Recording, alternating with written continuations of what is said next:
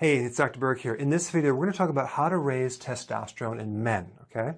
So the aging process alone lowers testosterone. By the time you hit 40, testosterone is on its way down. It's at its peak at 18 years old, okay? So, and then what happens, a lot of people start taking bioidentical hormones. The problem with taking bioidentical hormones is that it inactivates your own testicle and adrenals that are supposed to make it, okay? So we end up creating a problem with a shrinking testicle and an adrenal that becomes inactivated if you take it too long. The symptoms for low testosterone would be prostate enlargement. Now, sometimes people will have this confusion and say that, well, I thought testosterone causes a prostate enlargement. And they're talking about a powerful form of testosterone called DHT. Well, first of all, if testosterone causes a prostate enlargement, then as you get older and men have more incidence of prostate enlargement, then that does not correlate with the aging process that lowers testosterone.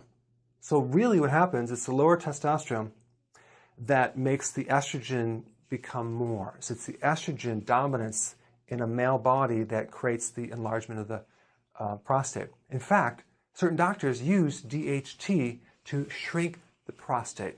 So more testosterone will make the prostate healthier and protect the prostate against the estrogen. Decreased libido, erectile dysfunction, we talked about the shrinking testes, muscle loss. It's hard to get muscle tone. You're working out, you can't get the toning the muscles. You start losing collagen, things start hanging from your body like breast tissue and the skin and collagen. Loss of vitality, loss of body hair, even in your lower part of your legs. Man boobs, higher voice. Other than that, you have nothing to worry about, right? Okay, what causes this problem? Number one, too much estrogen. It's in the meats, it's in the dairy products, it's in the food, GMO food. That's why you have to do organic, hormone-free. It's even in the water supply. There's estrogen if you do tap water. So that's why you have to get a filter and only drink filtered water. And most filters will get rid of the estrogen. But yeah, and it's in the water supply. Having liver be damaged. If you have a fatty liver, you're going to produce more estrogen, and that's going to lower testosterone, unfortunately. If you drink alcohol, that's very estrogenic. That's going to make the estrogen go up and the testosterone go down. I'm sorry, but that's the way it is. High insulin. Insulin from sugar, like grazing at night, snacking too much. Like by the time you have dinner and you keep eating from that point while you're sitting there watching TV, it's going to spike insulin and it's going to lower testosterone. So you want to do 3 meals a day and that's it. Maybe even 2 meals a day. Low-fat diets. That'll do it. Medications, statins, high blood pressure medications, diabetic medications. Those are the 3 that really mess with this hormone. And this other thing called high aromatase. That's an enzyme in your body that's made by the adrenals. It's also made by the testes that converts your testosterone to estrogen. So here you are trying to salvage that last bit of testosterone you have, and this darn enzyme is converting it to estrogen, and the body's becoming more feminized. Well, there's a couple things that you can do to correct that. Number one, this remedy called stinging nettle root. It's a aromatase inhibitor, okay? Zinc is an aromatase inhibitor. You can take those to decrease this process happening in your liver and your body. So those are 2 good remedies that you can get from the health food store. The other thing is to increase growth hormone. Growth hormone is the anti-aging hormone. Growth hormone is made by the pituitary and it works through your liver. Wherever growth hormone goes, testosterone follows. So there's several things that will increase growth hormone. Eating a moderate, not high amount of protein with each meal. Sleep, getting enough sleep, lowering stress, which will enhance the sleep. Intense full body and exercise. That will spike growth hormone, spike testosterone.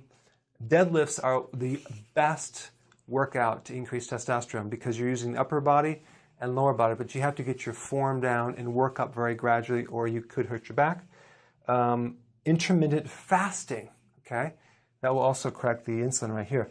So not eating so frequent will help this as well. That's interesting. The whole thing is, it's like, I don't know who came up with this idea. We have to have 3 meals a day or 6 meals a day. You gotta want to eat when you're hungry. If you eat the right things, you're going to be more satisfied. You'll work off your own fat and you'll need to eat less. But you never want to eat if you're not hungry. Okay, anti-estrogenic foods. That would be cruciferous, okay? Kale, broccoli, Brussels sprouts, cabbage.